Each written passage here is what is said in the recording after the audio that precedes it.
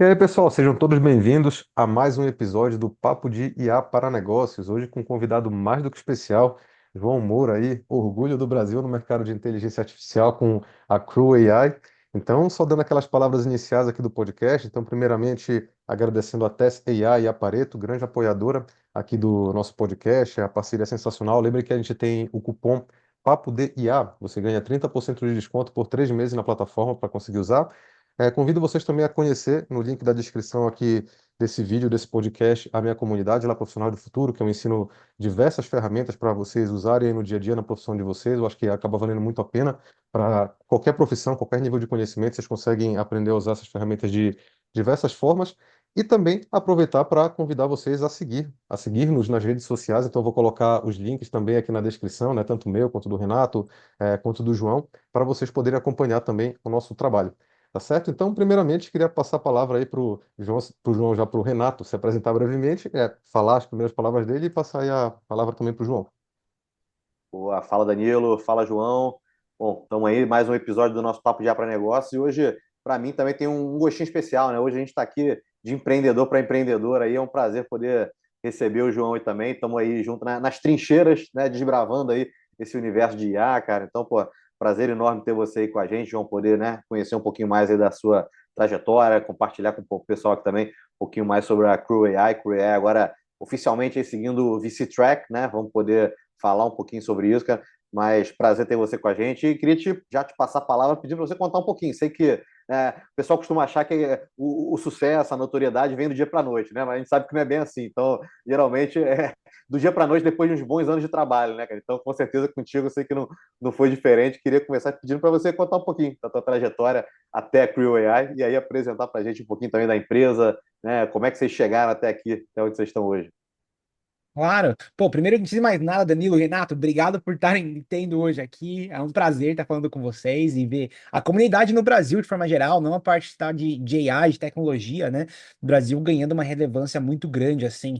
É engraçado que na própria CreAI a gente acaba fazendo negócios globais, né, muitas vezes. Então, a gente percebe a diferença entre como certas empresas em certos países tocam negócios. E eu estou impressionado, assim, inclusive o nosso time nos Estados Unidos está impressionado com a velocidade das empresas brasileiras, assim, deixando muita empresa na Europa, nos Estados Unidos, na Austrália, no chinelo, assim, e se movendo super rápido. Então, está sendo uma experiência bem interessante ver o Brasil representar não só na parte do empreendedorismo, com novas empresas, mas na adoção de tecnologia também, o brasileiro tocando barco aí. Ah, bom, falando um pouco sobre mim, basicamente eu trabalho na área de tecnologia há 20 anos. Comecei trabalhando em agências de publicidade. Naquela época o web estava começando, então fazia muito site em Flash, tinha muito recorte, muito material físico. E aí saí de lá e fui trabalhar em consultorias. Eventualmente, através das consultorias, entrei nas startups. Aí assumi como CTO numa startup em 2014, uns 10 anos atrás. E aí toquei essa empresa, levantamos um Series A na época, foi uma experiência super legal, chegamos a crescer o time. Era uma rede social de futebol, uma empresa bem brasileira, assim. E pegou a época do Copa do Mundo, então foi uma loucura. O Neymar era sócio, nossa, foi ótimo. No final a empresa não deu certo, mas foi uma baita experiência, um baita aprendizado.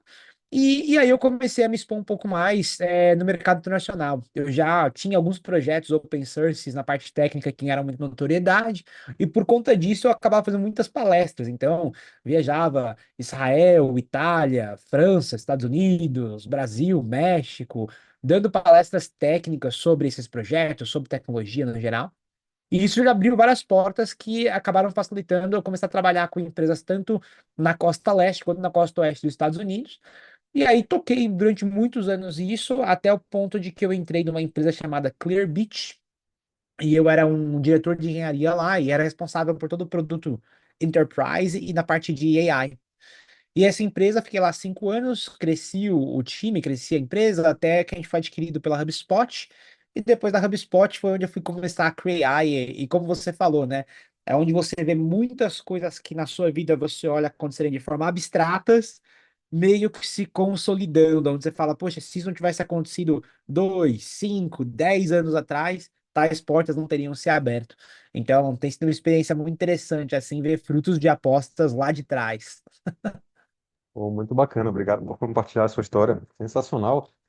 Queria perguntar também para você, ver se você consegue explicar para o pessoal que está ouvindo o que é a Crew AI, o que que ela faz, qual que é o diferencial dela em relação a ferramentas de mercado e como foi que ela surgiu, como foi a ideia ali, como foi que você colocou a empresa de pé. Cara, é bem interessante, porque quando, né, a OpenAI começou a estourar com o GPT e tudo mais, GPT-3, todo mundo começou a falar, né, que virou mais mainstream. Na Clearbit, que era a empresa que eu trabalhava no momento, a gente meio que acendeu uma luz de falar assim, olha, tem muitas possibilidades de coisas que a gente poderia fazer. Então a gente foi muito early adopter assim nesse período. Fizemos muitas coisas que hoje as empresas estão fazendo, né, com RAG, embeddings e tal. A gente fez isso muito cedo, muito rápido. E aí o que aconteceu eu meio que esbarrei nesse conceito de AI agents, né? Tinha alguns projetos na época muito embrionários, né? Um chamado Baby AGI, eventualmente até conheci o criador, foi super legal. Então eu Eu lembro esbarrei, desse. esse aí O ficou pessoal super no Twitter famoso. falou bastante. Eu acho que ele ganhou não ganhou um prêmio, né? Mas ele bateu o recorde, eu acho que de repositório que mais cresceu mais rápido no GitHub, teve alguma história do tipo.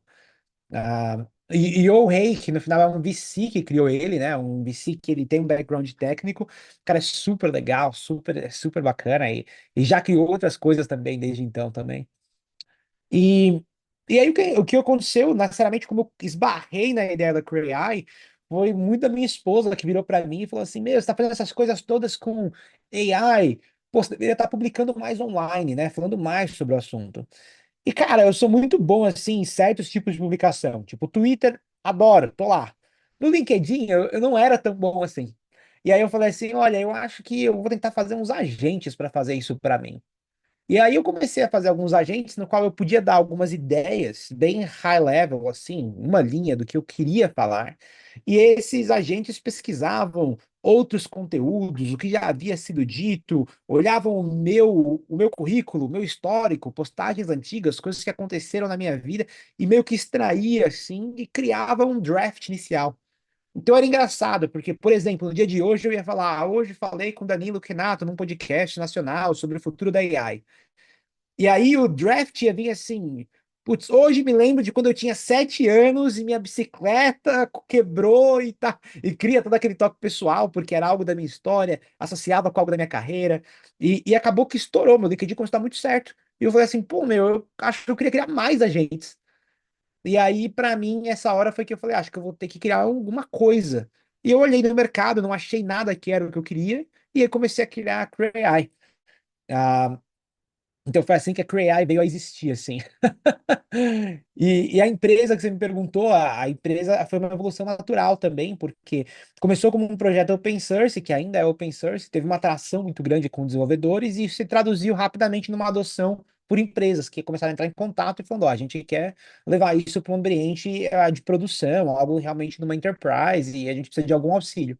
Então, foi muito simples eu perceber que assim, olha, para isso se tornar uma solução para empresas, eu vou precisar fazer muito trabalho em cima e não tem como fazer isso como open source. Eu preciso ter uma empresa para ter uma infraestrutura, para ter pessoas para ajudar a entregar isso dessa demanda que surgiu. Então foi algo muito natural e foi aí que veio a empresa, basicamente criando a possibilidade de automações usando AI agents que até então não eram possíveis. Perfeito. E para a pessoa leiga que está ouvindo aqui uma questão aí sobre agentes de inteligência artificial, o que que é possível fazer com eles? O que que você diria que a Creo AI consegue fazer para a vida de qualquer pessoa ali no dia a dia? O que que ela permite que essas pessoas consigam fazer no dia a dia?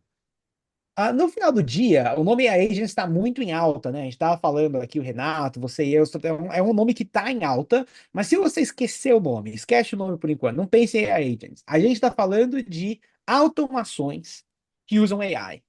E o porquê que isso é interessante e o que isso possibilita é automações que não eram possíveis antes. Então, antes para você fazer uma automação, você vai falar, quando isso acontecer, faça outra coisa. E toda empresa tem casos de uso de automação. Mas quando você entra com AI, você meio que consegue extrair aquela capacidade de reasoning dos modelos, né? De quando você conversa, de pensar, de ponderar, para reagirem às coisas em tempo real. Então, automações que antes você não tinha como conseguia fazer, agora você consegue porque esse modelo ele vai decidir. Ah, olha, dado o que aconteceu, eu acho que é melhor fazer X, fazer Y, pesquisar uma informação A, chamar uma ferramenta B, olhar no meu RP, olhar no meu CRM, chamar uma integração, fazer uma query no banco de dados. Então, sinceramente, assim, a gente tem visto casos de uso dos mais diversos. Acho que o mais maluco que eu vi é um com uma das maiores consultorias que tem no mundo, que eles estão prestando consultoria para uma empresa de mídia, também gigante. E eles têm muito live streaming de conteúdo, de jogos, né, de esporte. E eles têm alguns modelos que eles fizeram treinamento que eles conseguem predizer aonde a bola está numa filmagem. Então, eles deram esses modelos de imagem, de vídeo, como ferramenta para agentes e criaram lá um agente de edição de vídeo, um agente de edição de áudio. E aí, esses agentes cortam o conteúdo, colocam legenda, colocam áudio e postam em social media conforme o jogo rola ao vivo. Então, assim, loucura, assim, o número de possibilidades é incrível. João, então, assim, para o pessoal ali, né, talvez uma definição um pouquinho menos técnica, dá para a gente dizer que a Creo AI, então, é uma plataforma com automações variadas usando IA, né? Então, acho que, em poucas palavras, acho que seria algo nessa linha, né? E aí, para tangibilizar um pouquinho mais, né, queria te pedir para contar como é que a jornada de um cliente, né, empresa da Creo, né? Se é um modelo mais do it yourself, que ele vai escolher dentro de uma biblioteca de automações ali dos agentes, né? Aquela que mais se adequa, se ele, né, tem uma camada de suporte, às vezes, para fazer algo um pouquinho mais customizado, contar um pouquinho dessa jornada ali para o pessoal tangibilizar melhor. Claro. Então, hoje, com a CrayAI, você tem basicamente dois caminhos. Um caminho é um caminho mais técnico, onde você pode usar a ferramenta open source, que é gratuita, só que precisa ser um programador, né, para conseguir ter habilidade para usar. Ou você pode ir para a plataforma, que é uma solução paga, focada em empresas, onde tem vários planos. E aí, uma vez que você tem essa solução paga, você tem desde templates que você pode usar, então automações que já são comuns do mercado que a gente está vendo, até como formas de você criar automações customizadas sem necessariamente precisar programar. Então, você consegue criar só com uma interface ali diretamente no seu navegador. Então, isso meio que serve um pouco um público que é menos técnico. Mas aonde os casos mais interessantes e customizados aparecem, costumam ser normalmente envolvendo uma equipe técnica dentro das empresas. O que a gente percebeu é que, principalmente em grandes empresas, automação sempre vai ser um processo de vendas bem consultivo, porque dificilmente você vai achar um processo que ele é idêntico de uma empresa como, por exemplo, AB InBev para um Itaú. Normalmente Não são é uma chave processos. fechadura assim, né? Uma coisa tão de prateleira, né? Exato. Então, no geral, dá para a gente dizer que os agentes de inteligência artificial são como funcionários virtuais, né? Como se fosse um agente ali de suporte remoto que tem controle, tem uma certa autonomia sobre certas atividades. E um dos grandes diferenciais do que você desenvolveu também foi essa possibilidade de você poder unir esses agentes para eles conseguirem trabalhar em conjunto para realizar tarefas. Então, um agente, como você comentou ali no início, vai lá e faz uma pesquisa e monta um roteiro. Aí o outro analisa aquele roteiro e faz mais alguma alteração, e aí você consegue, aí talvez o outro tenha que acessar algum sistema. Então você criou um modo de que pessoas pudessem criar essas equipes de agentes, né? Imagino que até daí que veio o nome também do Crew AI.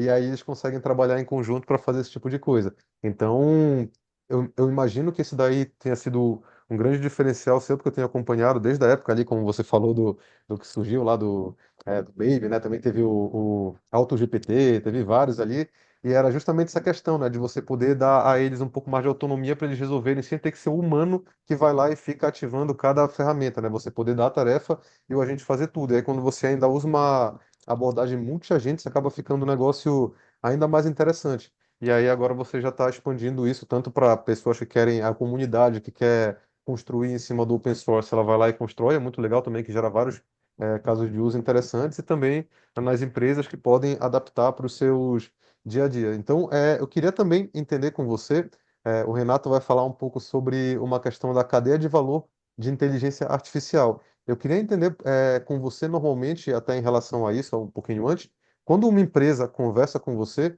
qual costuma ser a primeira coisa que ela traz como vontade dela, né? Que ela gostaria, o tipo de problema que ela gostaria de solucionar usando esse tipo de agente de inteligência artificial que você fornece. Sim. Não, e você trouxe um ponto muito legal, Danilo, que é o lance de você ter múltiplos agentes, né? Isso foi algo que a gente otimizou desde o início, assim. A gente acredita muito que o futuro vai ser multiagente, até porque você consegue ter um nível de personalização muito mais preciso quando você tem um agente otimizado para uma tarefa, com ferramentas específicas para aquela tarefa, às vezes rodando de um modelo de LLM específico com fine-tuning para aquela tarefa. Então, você consegue otimizar e ter resultados muito melhores, assim, e é o que a gente tem visto no mercado, então, ótimo ponto. No geral, quando essas empresas procuram a gente, nunca é a mesma coisa, né? Mas é sempre assim, a gente já determina num processo de qualificação, às vezes, se a empresa vem com um caso de uso ou se a empresa vem para saber quais deveriam ser os casos de uso. Normalmente, a empresa que vem com um caso de uso é uma empresa mais preparada, mais séria, mais pronta para acelerar. Então, normalmente, eles vêm com um caso de uso, às vezes super complexo, às vezes mais simples. O que a gente empurra vamos começar com coisas que precisam de menos precisão. Então, coisas que precisam, às vezes, de uma precisão de 90, 95, 97%. E aí vamos trabalhando o nosso caminho até chegar em casos mais complexos, que precisam, às vezes, de 99% de precisão, ou nunca pode estar errado e tal. Então, normalmente esse é o caminho que a gente segue. Para as empresas que aparecem sem caso de uso, vem, o que que a gente deveria estar fazendo? Elas até às vezes se tornam clientes, mas são um processo um pouco mais lento, porque você vê que é um processo de educação, né? Ainda, apesar de ser um assunto que está tão assim, num momento, você, quando vê as pesquisas que a gente tem pesquisas aí com mais de 13 mil empresas, você vê que assim, a maior parte ainda está nos primeiros dias, entendendo qual que é o assunto e tal. Então, tem um processo de educação, e aí o processo de vendas com as empresas é um pouco diferente. De novo, a gente ainda empurra para um movimento que a gente chama de crawl, walk and run, né? Então, primeiro engatinhar, depois andar, depois a gente corre. Vamos começar com os casos de uso mais simples e expandir daí. Mas às vezes algumas delas querem atropelar, querem para casos mais complexos e a gente também encara o desafio. Bom, perfeito. Só comentando brevemente aqui o que você falou, porque tem só um negócio que eu achei legal de trazer. Eu tenho atuado hoje principalmente como consultor de IA generativa para muitas empresas, né? Eu tive a oportunidade de atender algumas das maiores do Brasil. Sempre quando a gente conversa, uma das primeiras coisas que eu recomendo para eles é fazer uma espécie de palestra, de workshop, para conscientizar as pessoas, porque você nota que realmente há um conhecimento baixíssimo. Assim, a gente já está há 2 anos acompanhando, a gente cai naquela bolha do algoritmo, que a impressão é que todo mundo sabe, mas você vai ver que no final das contas não. Assim, até quem diz que usa não entende muito bem o que está fazendo, usa ele de uma forma muito rasa. E se você não consegue mostrar para as pessoas o que as ferramentas conseguem fazer, as limitações, as possibilidades, você é difícil ter uma conversa, né, em primeiro lugar, para você conseguir adiantar o projeto. E essa questão também que você falou de começar com casos de uso mais simples de fazer, ela é muito importante. E eu também achei bem bacana a questão que você falou da precisão por essa abordagem multiagente, porque não sei se você acompanhou recentemente o caso lá do Gemini, mandando o usuário morrer, né? Não sei se você viu esse caso, que ele falou lá no meio de uma conversa. A gente fica imaginando, né, que se você consegue criar uma estrutura onde passa por múltiplos agentes, sendo alguns deles têm com papel de ver se aquela resposta está pronta para ser passada ao público, a probabilidade de uma resposta como essa seguir adiante é praticamente nula, né? Quando você coloca tudo no mesmo agente, aí entra aquela questão da limitação. Ele pode esquecer uma coisa ou outra, entendeu? E pode passar algum erro. Agora, quando tem um que a única tarefa dele é avaliar aquela coisa específica, aí a chance de errar já é muito menor. Então, realmente, até para ver no modelo lá do O1 da OpenAI, né, que até simula isso de certa forma, né, como se passasse ali por vários GPTs antes de responder. Então, realmente, eu concordo muito com você em relação a isso. Eu acho que essa é uma abordagem bem interessante. É muito importante ouvir de alguém como você também, que é isso que as empresas estão a forma ideal assim de você começar, né, de forma menor e aí você vai expandindo. Perfeito. E um Sim, outro ponto com ali certeza. da resposta do João, né, que é interessante, ele falou, não, tem empresa que já chega com caso pré-definido, tem empresa que não, né, e a gente tem que ajudar, tem esse education aí prévio. Parece às vezes meio nonsense para quem está ouvindo, né? Como assim a empresa vai bater na porta ali, né, e não tem ainda nem os casos definidos? Mas a gente está falando de um mercado em amadurecimento, né, um mercado emergente. Então, e um mercado que, embora esteja nesse estágio, Hoje em dia só se fala nisso, né? Então, às vezes, você tem até pressões de conselho, pressões de investidor, né? Ou até mesmo, mesmo que não sejam essas pressões externas, pressões ali internas mesmo de, cara, eu preciso me atualizar, né? Estou com medo de ficar para trás, de ficar obsoleto. Né? Então, tem sido algo realmente muito recorrente, né? Lá com a gente também isso acontece bastante. Empresas que se mostram interessadas em conhecer mais, mas não sabem ainda por onde começar. Né? Então, você tem essa etapa inicial da formação e depois até um discovery para fazer, né? Para ajudar. Então, vamos lá, em qual área que você vai começar implementando? Tá bom, dentro dessa área, cara, vamos pensar aqui nos casos de uso, vamos fazer um 80-20 aqui, né? Do que é gargalo para você em termos ali de operação, né? Então, isso que o João falou é algo que realmente está acontecendo muito, né? Não dá para você simplesmente né, adotar como premissa que todo mundo já sabe, já chega sabendo do que vai fazer logo de cara, né? É engraçado, às vezes algumas conversas até, a gente pega um pouco de tudo. A maior parte dos casos agora aparece com o caso de uso. Mas a gente chega a pegar, às vezes, pessoas que pulam, falam, o que que é AI Agent? E você fala, poxa, você está falando com uma empresa que oferece uma plataforma para multi-AI agents, mas sem nenhum problema. A gente tem toda uma questão, né, N materiais que a gente já preparou no decorrer dos últimos mais de um ano aí, em cima de todo esse processo de educação e tal. E é verdade, o que você falou tem muita empresa que está vindo atrás do assunto de um lugar de FOMO, né? Do tipo, olha, eu vou ficar para trás, minha empresa vai ficar, vamos perder a oportunidade, eu não quero perder a oportunidade. E é até engraçado que algumas empresas que estão adotando e tendo sucesso estão sendo super secretivas sobre o assunto. Tipo, ó, não pode contar para ninguém, não, ninguém pode saber, o concorrente não pode saber que a gente está usando isso. Então, é um momento interessante, assim, do mercado de forma geral, porque tem se mostrado uma vantagem competitiva, assim. É engraçado, sem querer me alongar muito, mas eu fico traçando muito paralelo com outras inovações que a gente teve no passado no mercado. Então, você volta para a internet, muita gente, né, traça esse paralelo, a AI e a internet, que eu acho que é um paralelo muito pertinente.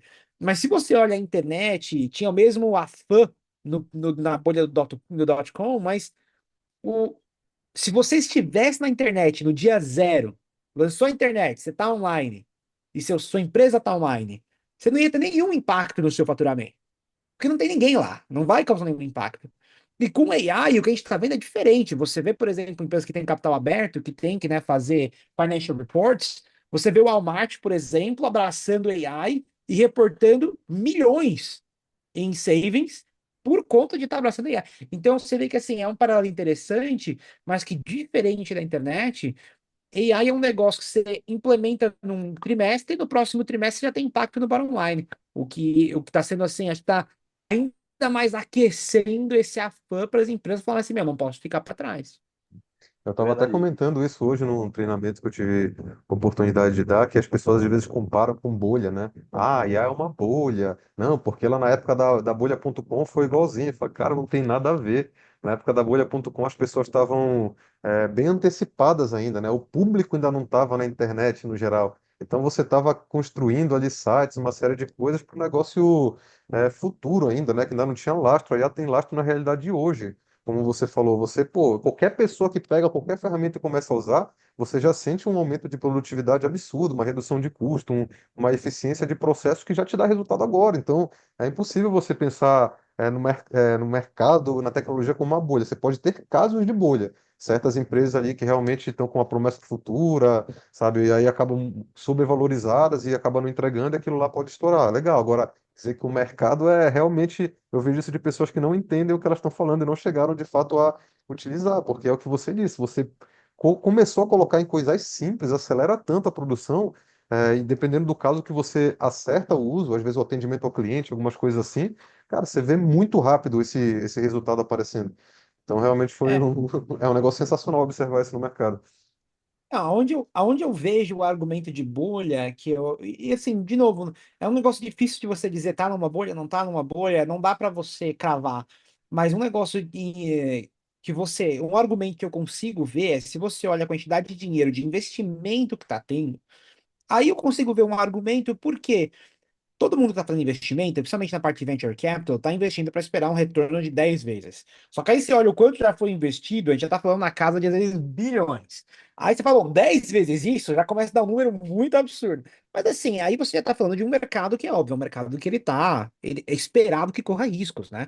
Você não vai ter 20 empresas no mesmo segmento estourando e se tornando grandes players. Você vai sempre se consolidar ali, talvez em duas, três, quatro, dependendo do segmento que você está atuando.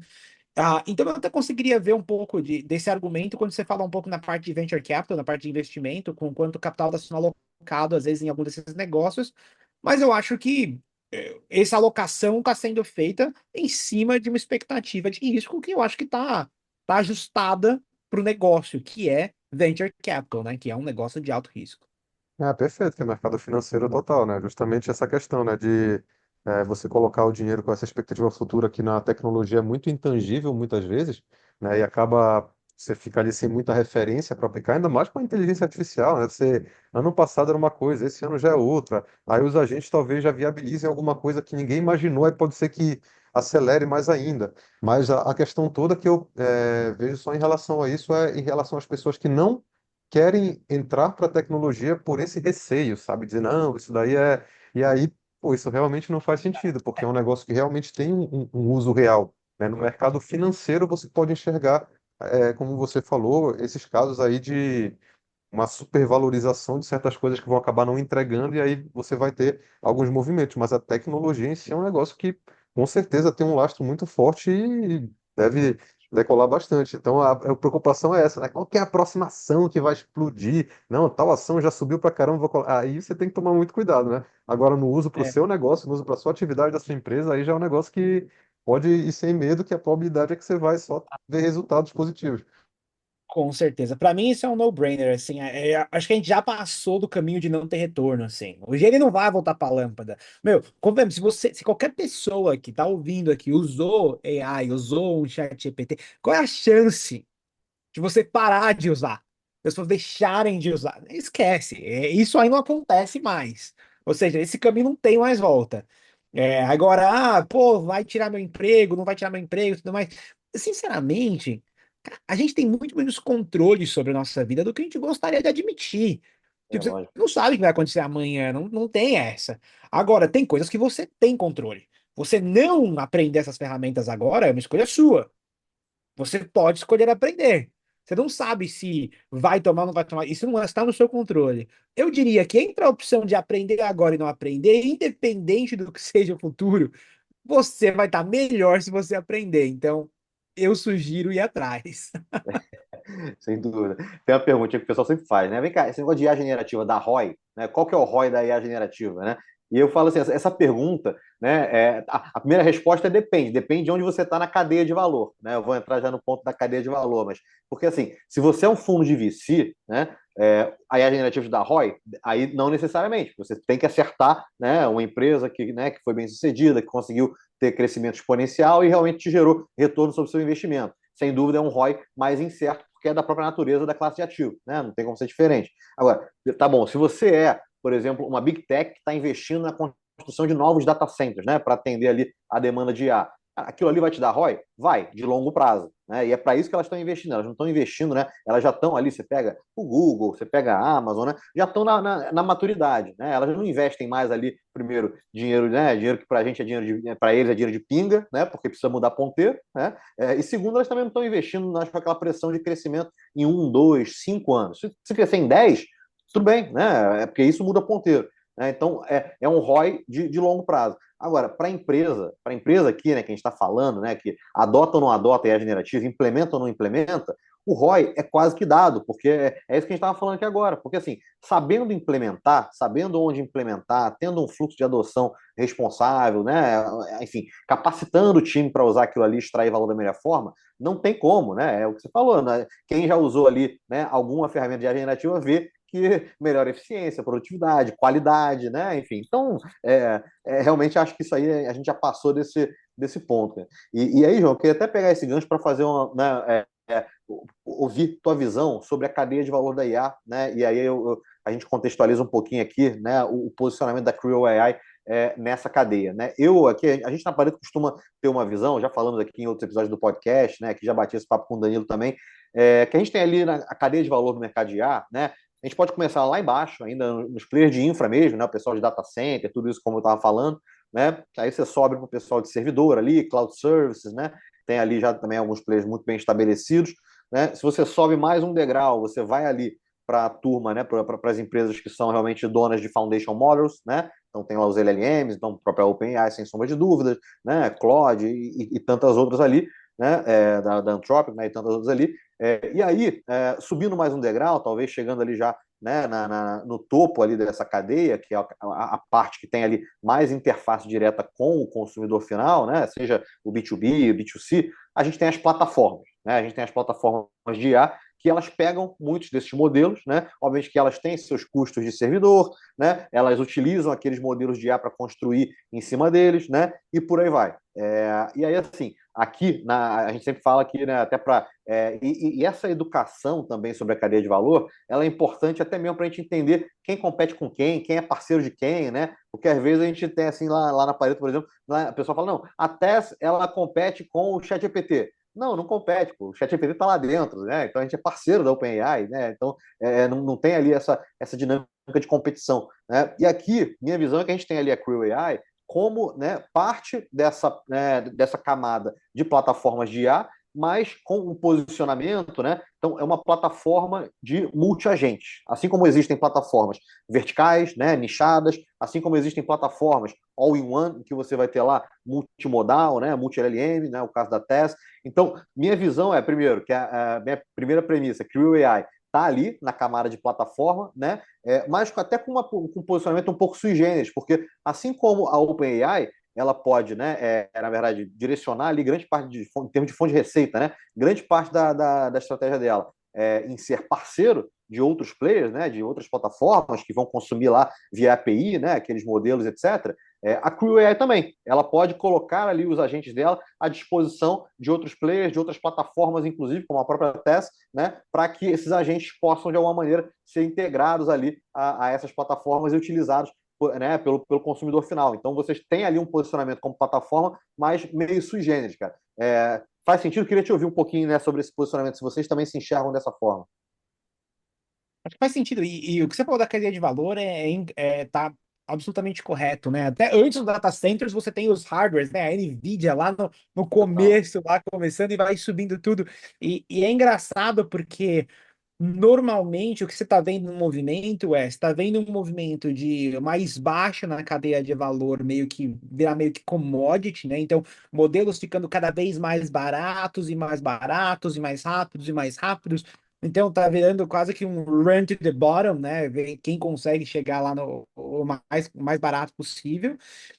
Em compensação, você vai subindo as camadas sem esperar, por exemplo, o OpenAI, né, com uma fatia enorme de mercado, tá faturando um absurdo, mas aí você vai lá em cima na cadeia de valor e você vê uma Accenture, que é serviço, e tem um faturamento hoje com projetos de GenAI maior que a OpenAI inteira. Então, assim, você vê que assim, tá um movimento bem interessante assim, na cadeia de valor como um todo. Falando isso, hoje teve uma pesquisa que saiu super legal, vê se eu mando o link depois para vocês, mostrando um pouco da distribuição do mercado, né? Interessante de ver o market share da OpenAI reduzindo drasticamente, assim, uns 40% desde os últimos um ano e meio, assim, bem interessante ver alguns movimentos do mercado. Bom, na Cree, eu acho que hoje, quando você pensa no modelo de AI agents, você está falando de automações com AI, ele é um espectro. Em um lado desse espectro, você vai ter os grandes players. Então, Apple, a própria OpenAI, que o próximo lançamento vai ser muito sobre agentes, e a gente tem a Alt Capital, vamos dizer assim, a família dos Altmans, os irmãos, são quatro irmãos, eles têm uma firma de venture capital chamada Alt Capital e eles estão no nosso cap table. Então, a gente tem um contato com o Jack, a gente já passou um período com o Sam, a gente sabe que o próximo lançamento dos caras vai ser só sobre AI agents. Então, essas empresas elas vão fazer algo com AI agents. É um mercado muito grande, ninguém vai deixar da sopa. Então, essas empresas vão fazer algo. Só que a minha hipótese, por enquanto, a nossa hipótese é que a maioria desse pessoal vai fazer algo focado em consumidor. Até pelo modelo de distribuição deles, né? Então, é capaz que 90% da população experimente AI agents no Apple Intelligence, por exemplo, nos iPhones. Então, vai ser muito nessa camada. O que para mim não tem nenhum problema, muito pelo contrário, porque eu acho que uma vez que você experimentar na sua vida pessoal, a próxima pergunta é como que eu levo isso para a minha área profissional. No outro lado desse espectro, você vê várias empresas, algumas startups, algumas mais consolidadas, criando agentes para verticais, né? Que é aquilo que você estava comentando. Então, aqui tem um agente para vendas, aqui tem um agente para suporte e tal, que é um mercado interessante, tem muito dinheiro para ser feito aí, tá ficando bem com bastante gente entrando nesse mercado, mas é um mercado legal. A gente, nesse espectro, a gente está posicionado meio que no meio, talvez um pouco mais inclinado para os grandes, porque a gente, apesar de oferecer agentes, é uma plataforma, que é aquilo que você estava se referindo. Então, é óbvio, a gente tem os templates. Se você quiser um agente para vendas, a gente tem um template para isso. Se quiser um agente para suporte, tem um template para isso. Mas o grande foco é habilitar esses casos de uso mais customizados que essas empresas têm, que você não vai ter um agente vertical feito especificamente para isso e vai precisar de uma certa de um processo de idealização, de construção e tal. Mas na cadeia de valor, a gente está posicionado nessa camada de plataforma, tem um processo de parcerias, com certeza. É engraçado porque tem outras empresas que oferecem, por exemplo, agentes verticais que são construídas 100% em cima da Cray.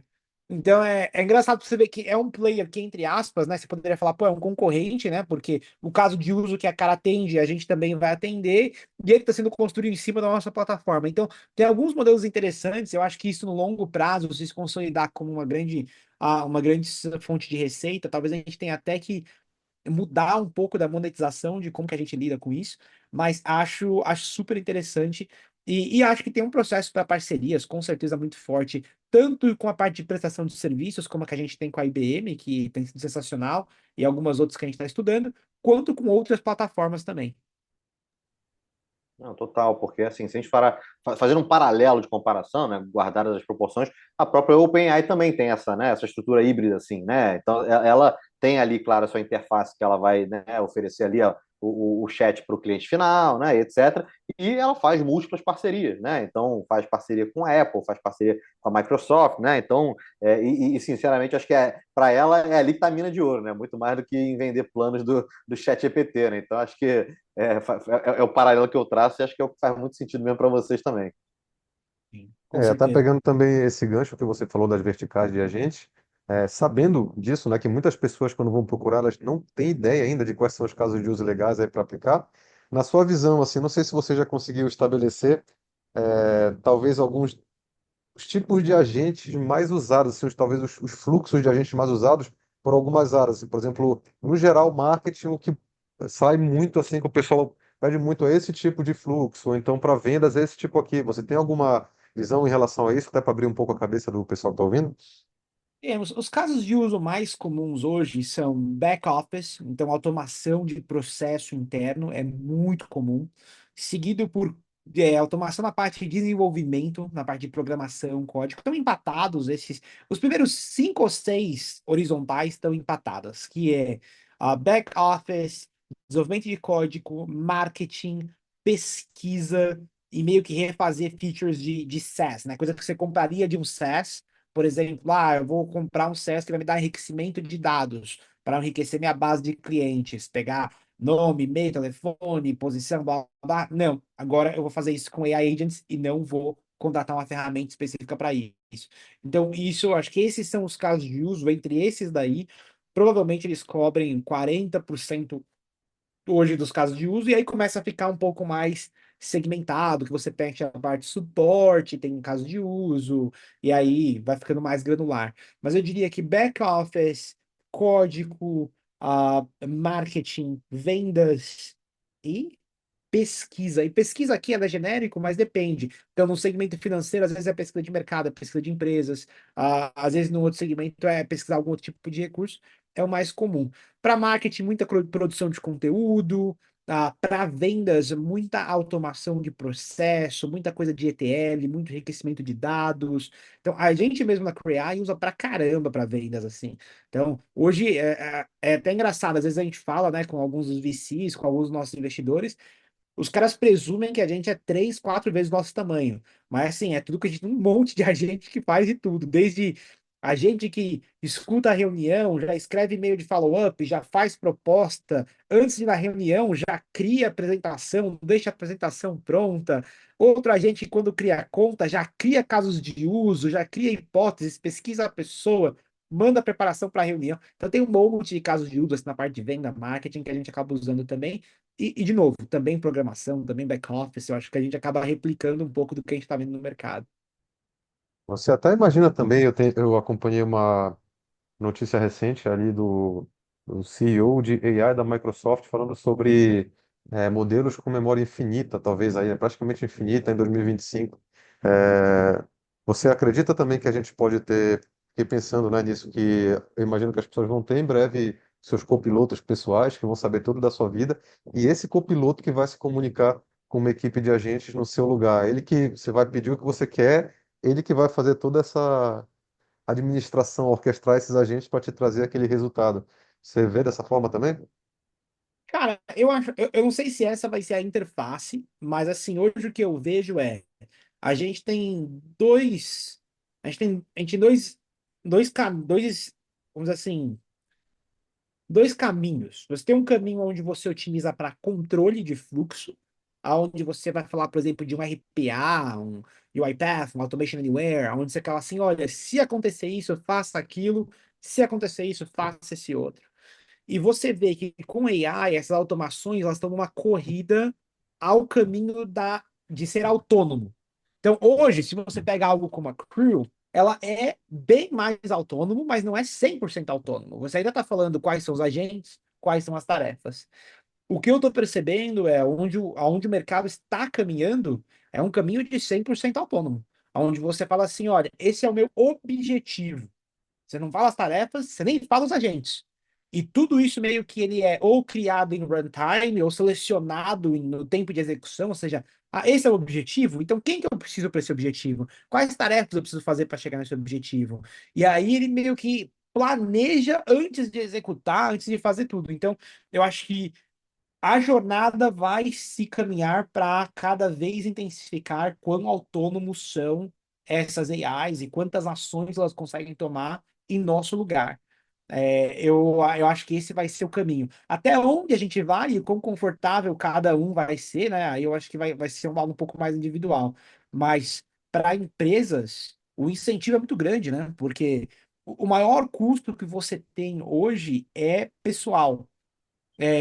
E você conseguir realocar esse recurso para fazer outra coisa de mais valor, putz, isso faz uma diferença tremenda na capacidade de risco, de crescimento de uma empresa. Então, mesmo que seja 10% do que a gente acredita que vai ser, todo mundo ainda vai usar.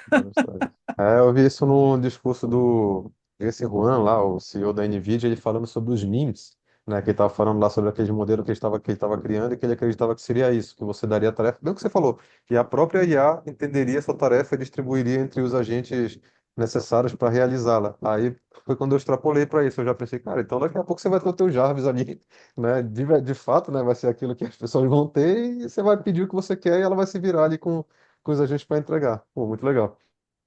E um É, ponto aí, João, assim, uma coisa que, né, a gente ouve muito, e que quando a gente está falando de múltiplos agentes, até talvez esse receio o pessoal, né, se potencializa um pouco, é a questão de alucinação, né? Então a IA pode alucinar, né? Então, quando você está falando de múltiplos agentes também, né, até a questão ali de manutenção, né, dessas automações, etc.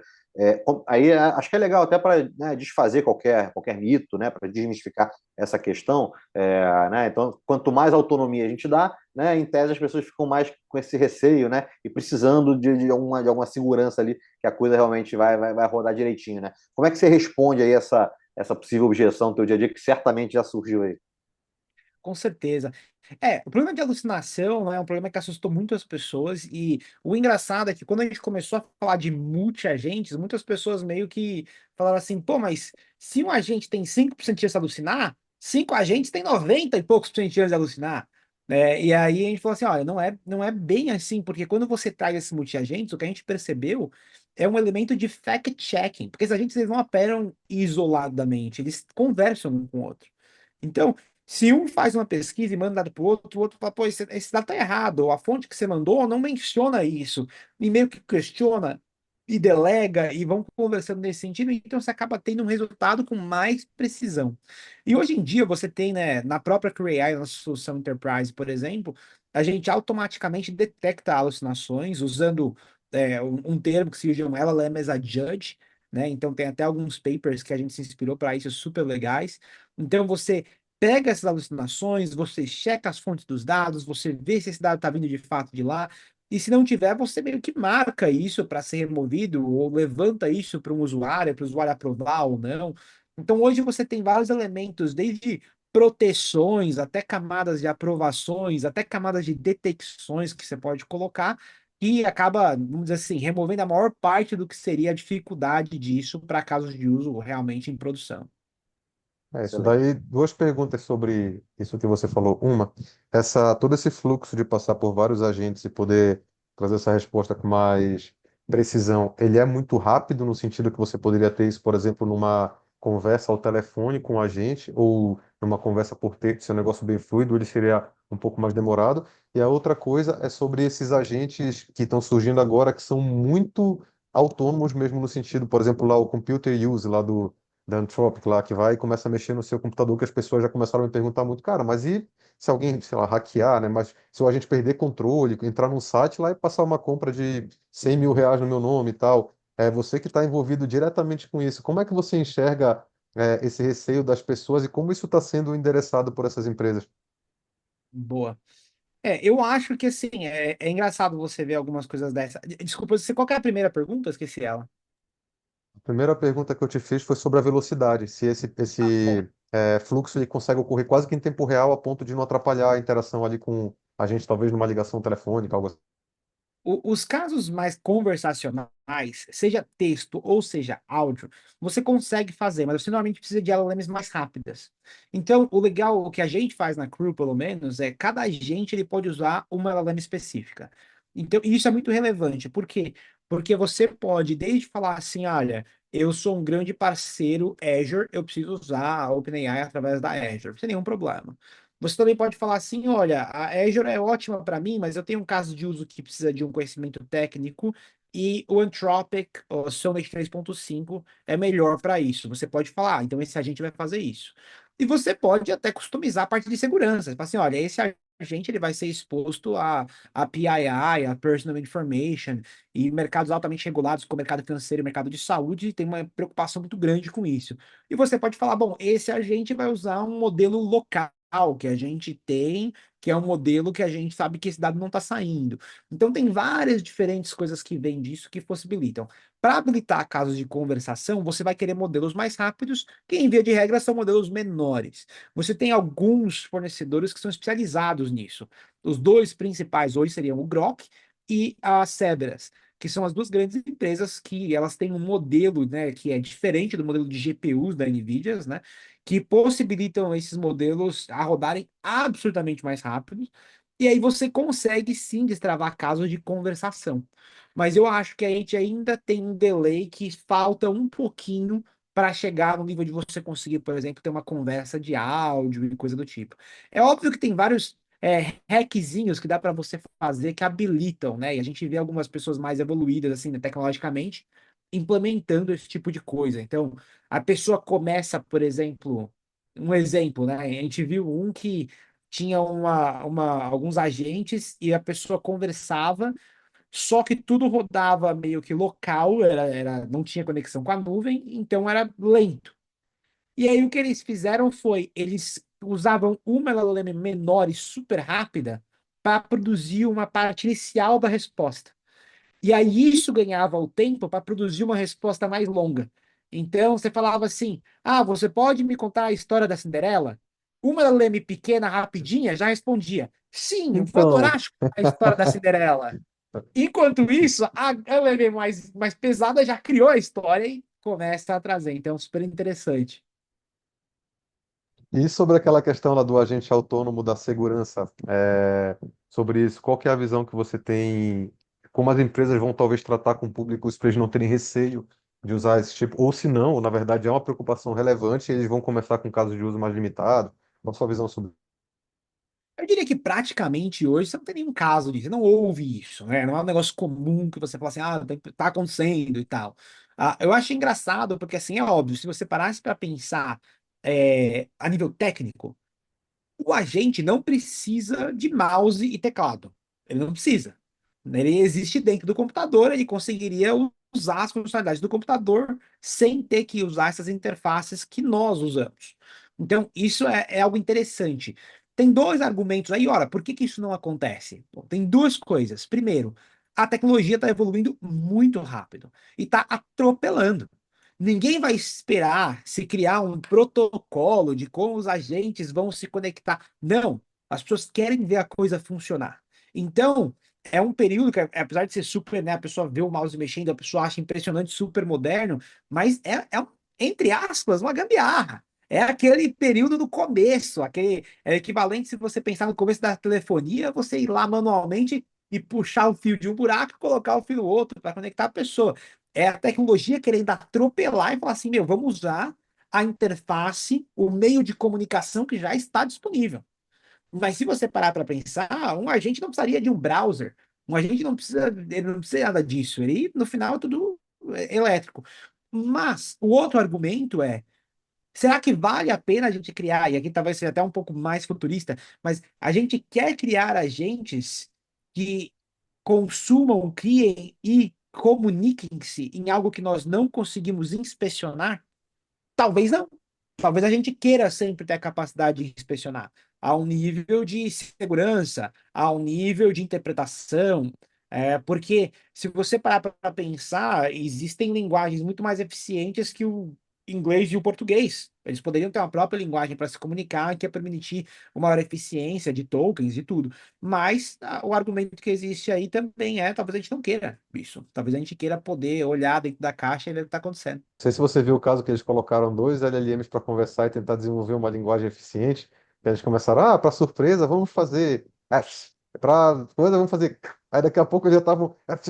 Tava igual um molde antigo assim. Aí você não entendia nada, e na teoria acredito que eles estavam se entendendo, mas foi o que você falou, né?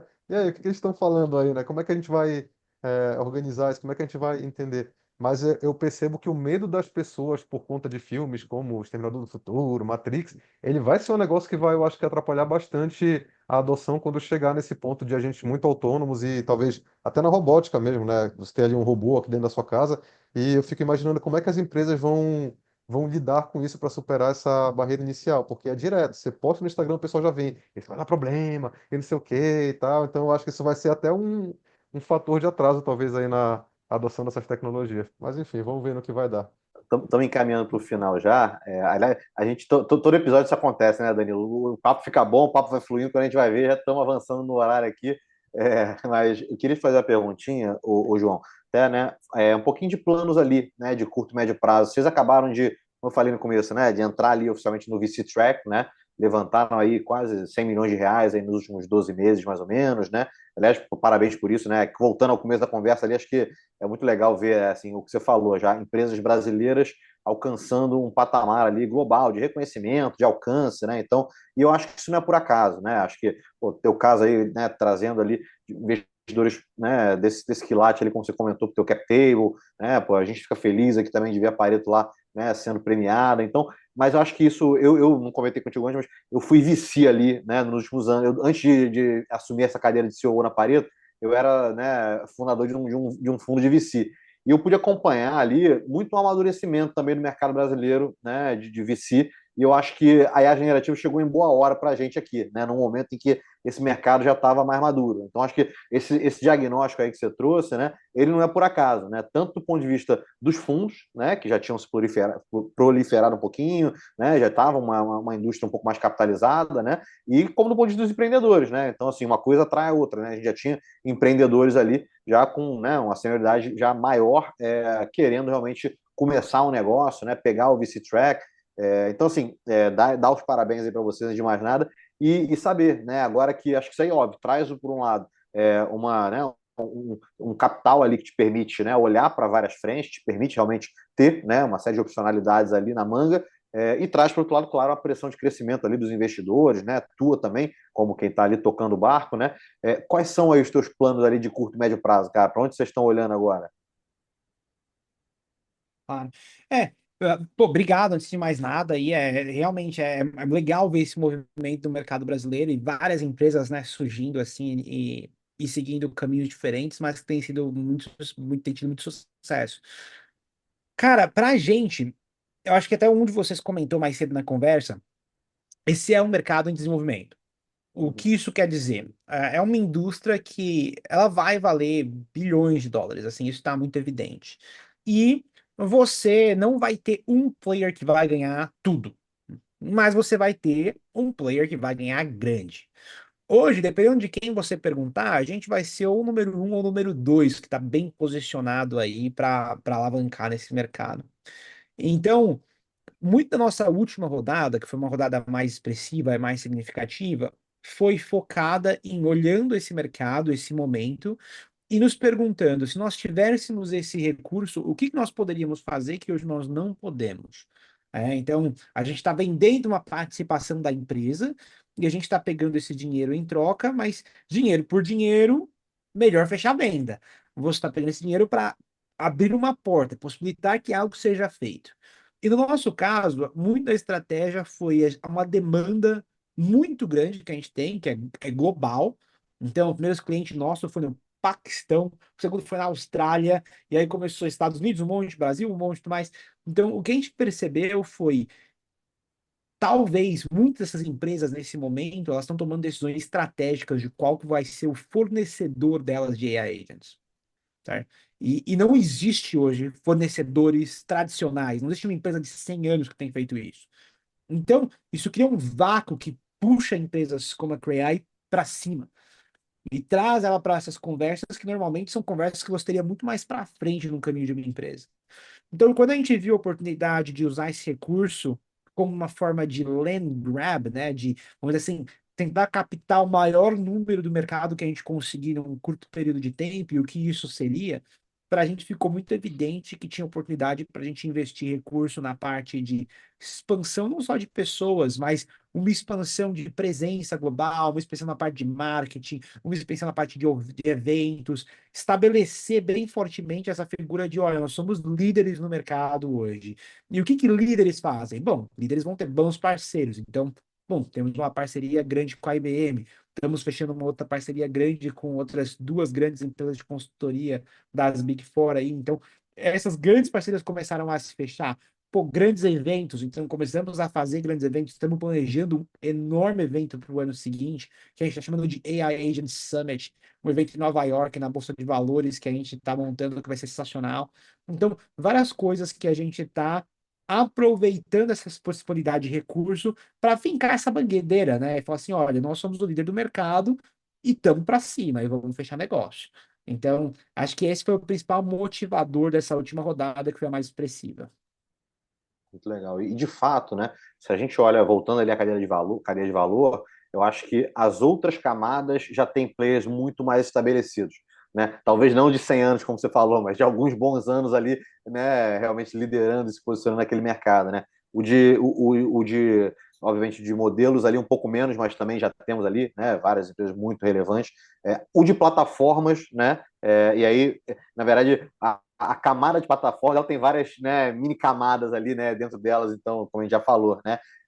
E de fato, esse é um mercado que eu acho que ainda está mais, né, pulverizado, ainda está mais nascente, e é natural, né? Até porque uma coisa vai sendo construída sobre a outra, né? Então, eu acho que de fato, né, essa camada é a camada ainda mais, né, mais virgem para ser explorada, né? Ou mais fértil para ser explorada aí, que certamente nos próximos anos vai começar a tomar forma, né? Vai ser divertido aí de explorar de fato. Com certeza, com certeza. Eu acho que, olha, o que eu diria é um momento meio único, né? A gente comentou da internet, eu acho que a internet talvez seja o mais próximo do que a gente viu de um momento de tanta oportunidade quanto a gente tem agora, porque são segmentos novos, são camadas novas, são mercados novos, são produtos novos, são coisas que não davam para ser feitas antes. Então é um momento muito especial, assim, nesse talvez nessa última década ou duas, talvez até três, que você não traça muitas coisas parecidas. Talvez você tenha alguma coisa que foi similar durante o blockchain, mas acabou não entregando as promessas que todo mundo esperava.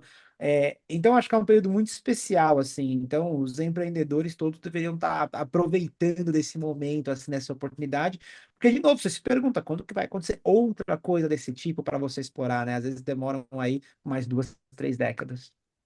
Isso que você falou, a gente vai ter, eu falo, né, que a gente vai ter muitos momentos Kodak aí nos próximos anos, né? Muitas empresas que são muito estabelecidas que você jamais imaginaria que poderiam perder espaço vão perder e empresas do nada, empresas ali menores que vão surgir, vão ganhar um espaço absurdo. Então, realmente eu não lembro quando foi que teve algum outro momento assim que um negócio como esse aconteceu com tanta facilidade e outra, que as pessoas tiveram, qualquer pessoa, na real, pode ter uma chance de participar disso, porque a própria inteligência artificial tipo, possibilita a criação de sistemas, de produtos, de modelos de negócio, de formas ali que talvez ali em outras coisas que aconteceu nesse sentido, as pessoas só olhavam e não podiam participar. Nessa qualquer um pode participar. Então, realmente eu acredito que esse é o momento aí para quem está querendo também, para quem tem empresa, para tentar se reposicionar, para quem está querendo empreender também pode começar ali algum tipo de negócio inovador. Então, acho que vai ter muita mudança aí nos próximos anos, com certeza. Que aí até já puxa um pouco uma pergunta icônica que a gente gosta de fazer aqui no final para encerrar o podcast. Então, Manda.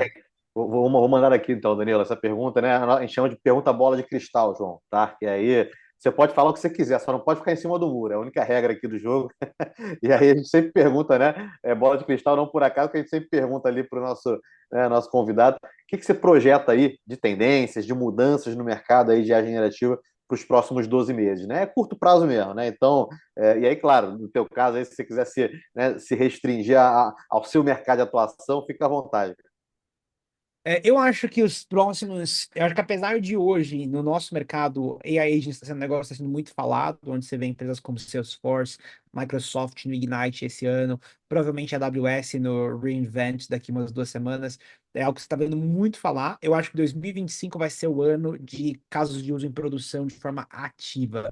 Hoje a gente tem mais ou menos ainda, as empresas que a gente fala, umas 15%, 16, 17%, dependendo de como você corta tá indo para produção em tipo 30, 60 dias. Eu acho que no ano que vem vai estourar, assim, vai ficar muito evidente que a possibilidade e o ROI, né, o ROI que você pode ter disso é excepcional. Então, eu acredito que isso vai ser um caminho meio que sem volta aí no sentido de automações com essas empresas. E, e aí, talvez o que isso impacte o mercado de forma geral é, como empreendedor, quando você tem essa possibilidade, isso te libera recursos para investir em outras coisas. Então, eu estou muito curioso para saber quais vão ser os byproducts, né? Ok, uma vez que agora eu automatizei várias coisas da minha empresa, o que que isso me possibilita investir? Que riscos que eu posso correr agora que eu não conseguia correr antes e que tipo de inovação que isso vai trazer?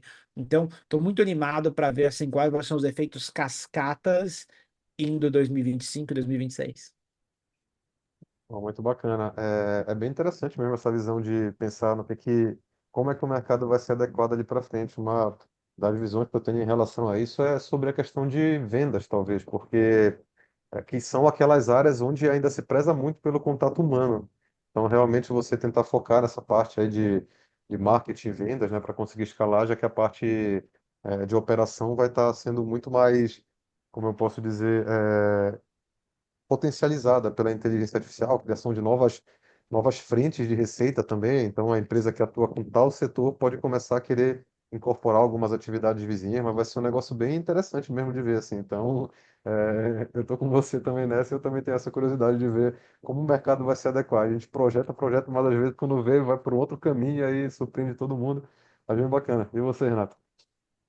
Eu acho que para o B2B, né, concordo com essa visão do João, que cada vez mais, né, as empresas vão buscar ali para uso profissional, vão ganhando confiança nisso, né? A curiosidade é para o B2C, né? Assim, olhando, né, para as ferramentas, né, de multiagentes ali para o B2C, seja para uso mais pessoal, para uso profissional, né? Mas, assim, talvez ainda tenha alguns obstáculos, né? Talvez nem todo mundo ainda esteja apto, questão técnica, questão também ali, né, às vezes desses receios, nem sempre tão pertinentes, como a gente discutiu aí, né? Mas o B2C, eu não sei se nos 12 meses já vai estar ali tão, né, tão espraiado ali o uso, mas no B2B, né, mais e mais, eu acho que a gente já está vendo ali as empresas realmente utilizando. E aí o ponto que o João levantou, que eu concordo, é que assim, a questão dos casos de uso, né, quanto mais tempo passa, mais casos de uso surge, né? Então, e aí esse nosso acervo vai ficando maior, né? Vai ficando mais parrudo. Então, assim, hoje, como qualquer mercado está ali, né, em amadurecimento, ainda tem muita coisa para ser descoberta, né? Ainda tem muita coisa para ser descoberta, depois que é descoberta, para ser construída. Então, pouco a pouco, isso aí vai sendo preenchido, né? Esses gaps vão sendo preenchidos e a coisa fica até, eu acho que até mais fluida, né? Vira um mercado muito mais ali, até semelhante ao SaaS, né? Uma coisa que tem menos a etapa da educação, como a gente falou, menos a etapa do discovery, né? Talvez menos uma etapa consultiva e até mesmo de desenvolvimento, né? E fica cada vez mais parecido com a coisa ali realmente de SaaS, que você vai ter já aquilo ali prontinho para oferecer, né? Muito replicável, e aí um modelo quase plug and play mesmo de assinatura, né? Então acho que aí eu já não digo que em 12 meses é isso que vai acontecer, que talvez seja uma previsão meio ousada, mas acho que é um caminho aí que pouco a pouco isso vai realmente, né, vamos evoluir para isso. Perfeito. Então, para a Uma gente coisa que finalizar, eu, Pode falar. uma coisa que eu adicionaria, é engraçado esse negócio do SaaS, né? Eu não sei com quem que eu tava falando, mas o SaaS é um acrônimo, né? Para quem não conhece, que é Software as a Service, né? Então você tem um software que você vende como se fosse um serviço, você cobra mensalmente a pessoa usar. E o que a galera tá falando é que agora com AI Agents, você está vendo o SaaS também, mas é o Service as a Software. Então, o que antes você precisaria de um serviço, você precisaria de um monte de pessoas ali, tá fazendo, cooperando, você vê isso se transformando em um software através agora dos AI Agents, meio que tomando essa autonomia. Então, achei um paralelo interessante. Pô, muito bacana. Bom, pessoal, então, mais uma vez, queria agradecer a todos vocês que ficaram ouvindo aqui até o final. Vamos voltar lá clicar ali para avaliar também o podcast, comentar para a gente tentar se manter sempre ali no primeiro ou em primeiros lugares aqui no Spotify também, crescer ali no YouTube. Queria agradecer muito a presença do João, então, foi com certeza um bate-papo muito agregador, que trouxe muito valioso, muito rico, trouxe muitas informações interessantes. A gente vai acompanhar, com certeza, torcendo muito aí pelo sucesso cada vez maior do Pro AI. Queria passar aí a palavra para o Renato também e em seguida para o João para a gente poder finalizar aqui o podcast. Só reforçar aí os parabéns do João, né? Dizer que prazer aí também ter você com a gente. Acho que cada vez a gente vai subindo mais a barra aqui, tá ficando difícil até de acompanhar, né? Cada episódio a gente vai tendo que se desdobrar, mas vamos seguir fortes aí. E, né, desejar aí sucesso para vocês, cara. Espero que essa rodada aí agora, né, continue colocando a Crew no outro patamar, cara. E com certeza que a gente ainda vai se cruzar muito aí, já vai conversar muito aí sobre possibilidade de sinergias aí, parcerias entre a tese, a Interclub, que eu acho que o que não falta é isso aí, João. Então, obrigado novamente por estar por aqui com a gente, cara, e fica à vontade para dizer suas considerações finais aí. Imagina, eu te agradeço. Obrigado vocês por me trazerem hoje aqui. Foi um prazer falar com vocês. E para todo mundo que está ouvindo, um prazer também estar falando com vocês de forma indireta. Se você quiser saber mais sobre a CreAI, é só no nosso site, vai ter os links aqui em algum lugar. Mas foi um prazer estar com vocês hoje. Muito obrigado. Perfeito, pessoal. Então, Valeu. é isso. Sigam o Renato, sigam o João, me sigam também nas redes sociais. Todos os links vão estar aqui: o link da comunidade, o link da CrewAI, o link da TES. Lembra do cupom de desconto lá, o Papo DIA, tudo junto para 30% por 3 meses. E é isso aí, pessoal. Espero que tenham gostado. Comentem e até a próxima. Obrigado.